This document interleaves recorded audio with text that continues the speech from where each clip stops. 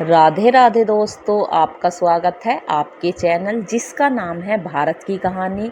आज हम आपको एक कहानी सुनाने जा रहे हैं जिसका नाम है विश्वासघात। लेकिन अगर आप हमारे YouTube चैनल पर नए हैं तो पहले चैनल को सब्सक्राइब कीजिए, वीडियो को लाइक कीजिए, शेयर कीजिए और कमेंट करके बताना आपको ये कहानी कैसी लगी। तो आज की कहानी स्टार्ट करते हैं।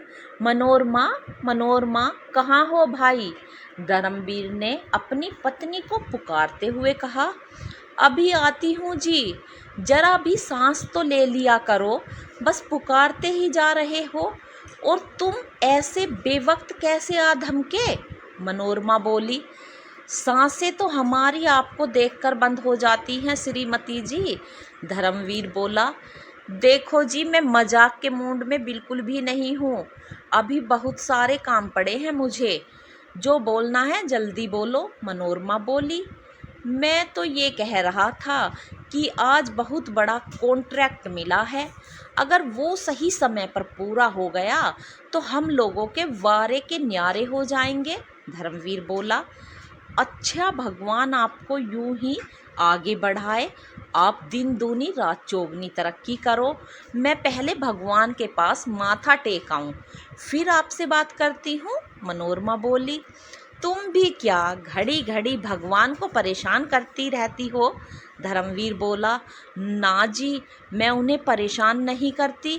बस जो उन्होंने हमारे ऊपर कृपा बरसा रखी है उसका धन्यवाद करने के लिए ही उनके चरणों में अपना माथा टेकती हूँ, मनोरमा बोली। तुम्हारे जैसी सती स्त्री को पाकर तो जैसे मेरे भाग्य ही खुल गए। तुम मेरे जीवन में ना आती तो ना जाने मेरा क्या होता, धर्मवीर बोला। मैं ना आती तो कोई और आता, सारी उम्र कुंवारे थोड़े ही बैठे रहते, मनोरमा बोली। लेकिन तुम जैसी समझदार, सुशील और सुंदर ना मिलती, धर्मवीर बोला। क्यों ना मिलती? अच्छा अच्छा, चलो हटो भी, माथा टेक आती हूँ, फिर बात करती हूँ। तुम्हारा क्या है, तुम तो ऐसे ही बातों की फुलझड़ियाँ छोड़ते रहते हो। अभी स्कूल से बच्चे आते होंगे, आते ही खाना मांगेंगे। अभी भात और रोटी बनानी रह गई है, मनोरमा बोली। और इतना कहकर मनोरमा माथा टेकने चली गई। कुछ देर में एक और मोटर बंगले में गेट पर रुकी। ड्राइवर बच्चों को स्कूल से घर लेकर पहुंच गया था। बहुत पुराना ड्राइवर है जो धर्मवीर के पिता की मोटर चलाया करता था। उसे सालों बीत गए इस घर में रहते हुए। उसने धर्मवीर को अपनी आंखों के सामने ही इतना बड़ा होते हुए देखा है। वो मनोरमा को बहुरानी और धर्मवीर को लल्ला कहकर पुकारता है। मनोरमा और धर्मवीर भी उसे अपने पिता की तरह ही सम्मान देते हैं। धर्मवीर के माता पिता नहीं हैं और ना ही कोई और है जिसे वो अपना कह सके। मनोरमा का परिवार तो बहुत बड़ा है, लेकिन उसने धर्मवीर से प्रेम विवाह किया था, इसीलिए उसके मायके वालों से उस सबने उससे मुंह मोड़ लिया। मनोरमा और धर्मवीर के 2 बच्चे हैं। बेटी का नाम लाज है जिसकी उम्र 9 साल और बेटे का नाम करण है जिसकी उम्र 7 साल।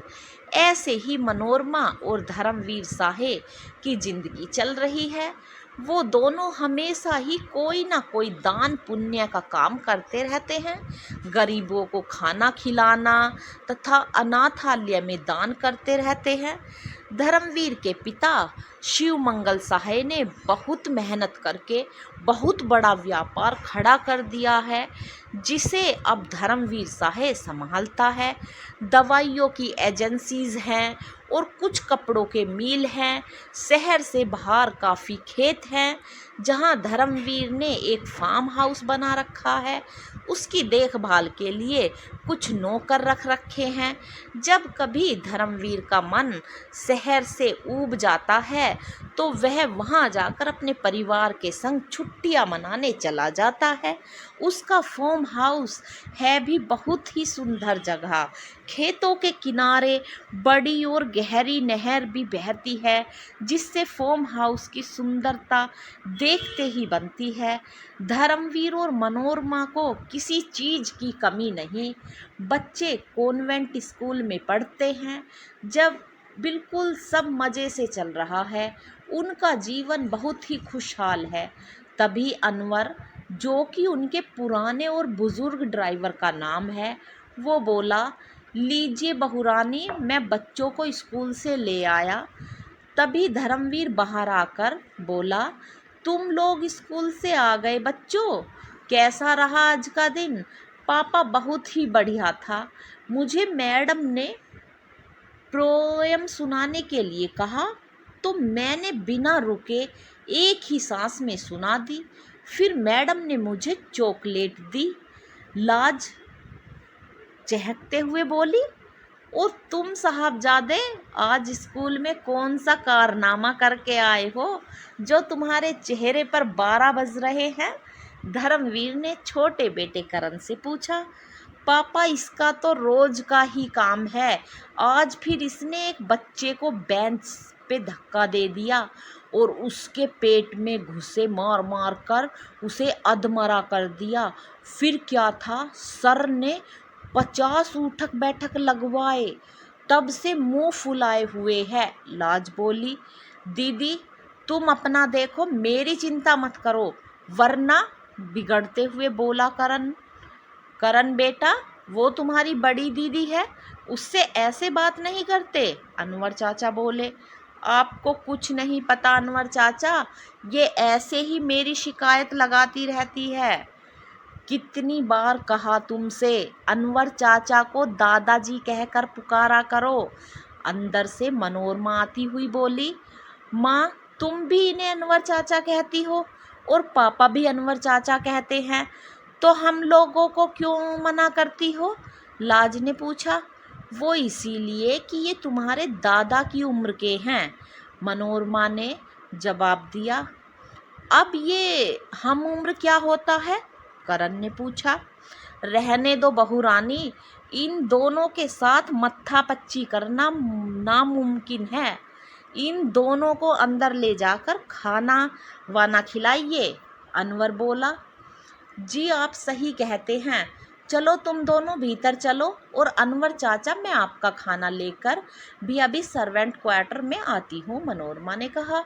जी बहुरानी, बहुत अच्छा, तब तक मैं ये ड्राइवर की वर्दी उतार कर हाथ मुंह भी धो लेता हूँ।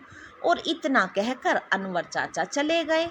वहीं बगीचे में ही धर्मवीर ने 2-3 सर्वेंट क्वार्टर बना रखे हैं, जिसमें एक तो माली रहता है, दूसरे में लच्छो और श्याम रहते हैं जो कि घर के नौकर हैं, और तीसरे में अनवर चाचा, क्योंकि सब दूर दूर के गांवों से यहाँ काम करने आए हैं, इसीलिए इन सब के रहने के लिए सर्वेंट क्वार्टर की सुविधा दी गई है। चूँकि अनवर चाचा बहुत पुराने और बुज़ुर्ग हैं, तो मनोरमा ही उनका खाना पका दिया करती है। लेकिन जब अनवर काका को कभी मांस मच्छी खाने का मन होता है, तो वो अपने क्वार्टर में खुद पका लिया करते हैं, क्योंकि धर्मवीर का परिवार शुद्ध शाकाहारी है। उधर धर्मवीर ने मनोरमा से कहा, श्रीमती जी, जल्दी से खाना परोसिए, मुझे वापस दफ्तर जाना है। अभी तक तो बड़े आराम से बैठे थे, अब रोटियां सेकने लगी तो पानी सा बरसा रहे हो। ठहरो, पहले रोटियां सेक कर अनवर चाचा को खाना पहुंचाऊं, फिर आपके लिए और बच्चों के लिए रोटियां सेक देती हूँ। जो हुक्म श्रीमती जी, आपके हुक्म की तामील होगी, धर्मवीर मजाक करते हुए बोला। जी, मैं कोई हुक्म नहीं दे रही, वो बुजुर्ग हैं तो पहले खाना उन्हें ही मिलना चाहिए। जी बिल्कुल ठीक है, जब तक हम सलाद से ही काम चलाते हैं। और भी बहुत कुछ है आपकी पसंद का बना, जरा टेबल पर रखे बर्तनों का ढक्कन खोलकर तो देख लीजिए। अरे वाह, आज तुमने कढ़ी पकौड़ी बनाई है और साथ में भरवा परवल भी। आज तो खाने में मज़ा ही आ जाएगा। धर्मवीर बोला। इस तरह सबने दोपहर का भोजन किया। रोज़मर्रा की तरह उस दिन भी वही दिनचर्या हुई। रात का वक्त था, सब सो रहे थे। तभी दरवाजे पर दस्तक हुई। दस्तक सुनकर पहले मनोरमा जागी और उसने धर्मवीर को जगाते हुए कहा, देखो जी, उठो, शायद दरवाजे पर कोई है। अगर कोई होता तो घंटी बजाता, दरवाजे पर दस्तक क्यों देता। नहीं, कोई तो है, मनोरमा फिर बोली। और इस बार उस शख्स ने फिर से दरवाजे पर दस्तक दी। इस बार दस्तक धर्मवीर ने भी सुनी और वो मनोरमा से बोला, मैं जाकर दरवाजे पर देखता हूँ, भला इतनी रात गए कौन आया है। जी, मुझे तो डर लग रहा है। इसमें डरने की क्या बात है, मैं हूँ ना। तभी धर्मवीर ने जाकर दरवाज़ा खोला। दरवाज़ा खोलते ही धर्मवीर गुस्से से चीख पड़ा, तुम, और यहाँ तुम्हारी हिम्मत कैसे हुई मुझे अपनी शकल दिखाने की। धर्मवीर की आवाज़ सुनकर मनोरमा भी दरवाजे की ओर भागी। उसने देखा कि वो तो विश्वनाथ सिंह था, धर्मवीर का मित्र। तभी विश्वनाथ ने धर्मवीर के सवाल का जवाब देते हुए कहा, ऐसा न कहो मित्र, मैं अब कहाँ जाऊँगा। मुझे और जो गमन का दाग लग चुका है, वो बदनामी मुझे चैन से जीने नहीं दे रही। कोई भी मेरा चेहरा देखने को तैयार नहीं है। यहाँ तक कि मेरे परिवार ने भी मुझसे मुंह मोड़ लिया है। मेरे माँ बाप तो मेरी शकल भी देखना नहीं चाहते। अगर तुमने भी आसरा ना दिया तो कहाँ जाऊँगा। मैं तुम्हारा कसूरवार हूँ। तुमने अपनी कंपनी में मुझे काम दिया, मुझे इज्जत बख्शी, और मैंने भी तुम्हारी कंपनी में गमन करके तुम्हें दगा दे दी। मुझे माफ़ कर दो दोस्त, मैं अपनी करनी पर बहुत शर्मिंदा हूँ। और फिर मैं 5 साल तक अभी कड़ी सज़ा भुगत कर आया हूँ। मैं तुमसे भीख मांगता हूँ, मुझे माफ़ कर दो। आइंदा फिर कभी शिकायत का मौका ना दूंगा। लेकिन मैं तुम्हारी बात पर कैसे भरोसा करूँ। धर्मवीर बोला, सच कहा मित्र, मैं भरोसे के लायक नहीं हूँ, लेकिन दूसरा मौका देकर तो देखो। अब तुम्हारे साथ कभी भी दगा नहीं करूँगा, ऐसा मैं वादा करता हूँ। ठीक है, तो भीतर आओ, धर्मवीर बोला। बहुत भूख लगी है, पहले कुछ खाने को ला दो। मनोरमा भाभी, जेल से छुटकर ना जाने कितने दिनों से भूखा प्यासा भटक रहा हूँ। ठीक है, आप बैठिए, मैं अभी कुछ खाने को लाती हूँ, मनोरमा बोली कहकर रसोई की ओर गई। थोड़ी ही देर में बातें करते करते दोनों दोस्तों के बीच का गिले शिकवे दूर हो गए। थोड़ी देर में मनोरमा खाना लेकर पहुंच गई। विश्वनाथ ने पेट भरकर खाना खाया और बोला, मित्र, बहुत नींद आ रही है। अगर घर के किसी कोने में मेरे सोने का इंतजाम हो जाता तो मेरा फिक्र दूर हो जाती। मैं यहीं कहीं फर्श पर एक चादर बिछाकर रात काट लूँगा। नहीं मित्र, कैसी बात करते हो। मुझ में ये देखकर बहुत प्रसन्नता हुई कि तुमने जो अपनी गलती पर पछतावा है। तुम्हारे लिए इस घर के दरवाजे हमेशा खुले हैं, और तुम जाकर मेहमानों वाले कमरे में सो जाओ। ठीक है मित्र, तुम जैसा उचित समझो। और विश्वनाथ सोने चला गया, क्योंकि वो पहले से ही इस घर में आता जाता रहता था, इसीलिए वो घर के एक एक कोने से वाकिफ था। मनोरमा और धर्मवीर भी सोने के लिए अपने बेडरूम में गए। मनोरमा का मन शंका से भरा हुआ था। उसे अब विश्वनाथ पर भरोसा नहीं था।